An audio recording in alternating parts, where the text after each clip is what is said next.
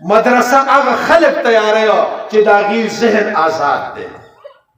یو د الله طاقت مني بل د هېچا طاقت نه مني. دا د مدرسو والا دا یاد ولرئ او دا زموږ فیصله ده.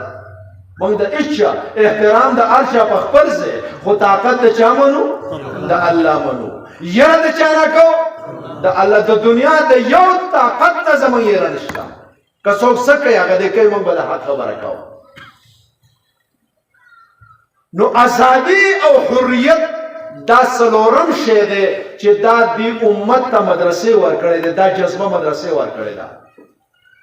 او دا پاکستان هم موږ له مدرسې راکړی دی. هسې دا د پاکستان باچهان ظالمان دي، موږ یې بدي شو. ګنې دوی ته دا پته نه ده چې که دا مدرسه مولا د پاکستان نه لرې که دا پاکستان په هغه ورځ تللی نه زه به ته دا ګیره کل کړم. پاکستان چې راته دا پاکستان چې موږ ګاټه دې ته یینه پکار وه. دا یوازې د علامه اقبال په خوبونو او د قادزون په دغه قانوني جنګ نه دی ګټلی شوی. دې له څه پکار وه؟ 200 کاله پیرنګي په دې ملک باندې حکومت کړی و چې یینه دې نه ورکولی، پیرنګی نه و. نو چې د یینې ضرورت پیدا شو به یې غږ وکړي یینه به څوک ورکوي. نو په هغه وخت کې مولا ورته اوچته کړه چې یینه څه ورکوم. نو زما 50,000 مولیانو یینه ورکړه، نو پاکستان آزاد شو. یینه ما ورکړی.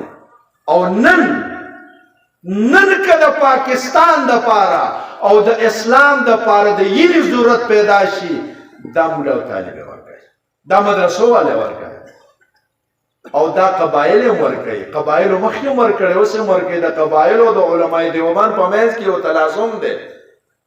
تاسو یې نه ورکړی.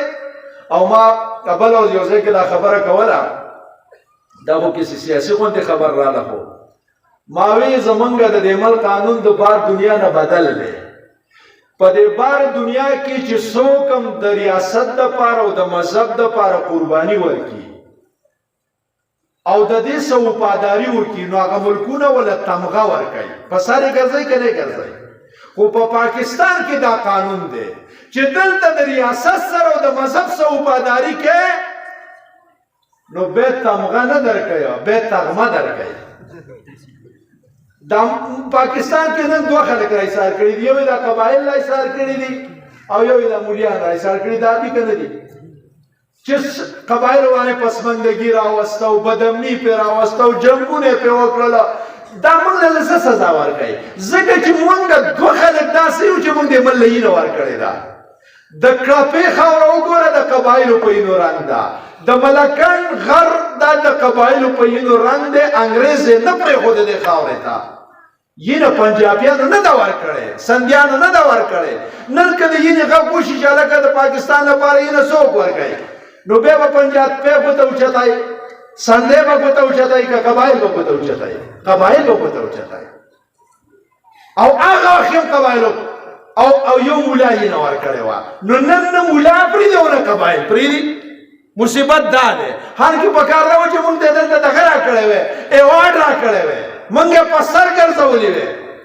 اوس از مې تاسو خدمت کې دا کاوه چې 5م کار مدرسې دا کړی دی چې پاکستان یې محفوظ کړی دی. او دا حقیقت دی.